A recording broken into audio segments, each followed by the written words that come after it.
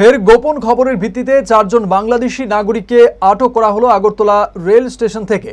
তারা অবৈধ উপায়ে বাংলাদেশ থেকে ভারতে প্রবেশ করে।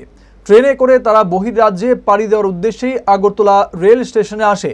তবে জিআরপি থানার পুলিশ তাদের আটক করে ফেলে। ধৃতরা হলো জহিরুল ইসলাম, দিলওয়ার হোসেন, জামিরুল ইসলাম, মোহাম্মদ জিয়া।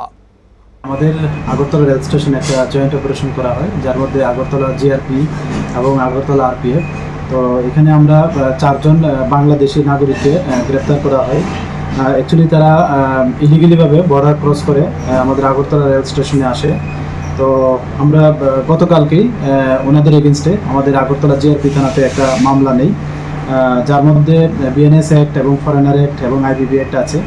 তো আজকে আমরা ওনাদেরকে মহামান্য আদালতে প্রেরণ করছি এবং তাদের কাছ থেকে কিছু স্মার্ট মোবাইল ফোন পাওয়া গেছে, কিছু ডকুমেন্ট পাওয়া গেছে এবং কিছু ইন্ডিয়ান কারেন্সি।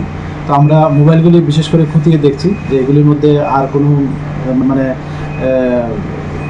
মানে কারোর সঙ্গে কোনো কমিউনিকেশন হয়েছে কিনা ইলিগালিভাবে, এবং কে বা কারা তাদের মানে হেল্প করছে বা শেল্টার দিচ্ছে আশাতে, এবং যে বর্ডার ক্রস করেছে। তো আমরা অবশ্যই তাদের আইডেন্টিফাই করে তাদের এগেনস্টে মানে লফুল অ্যাকশন নেব।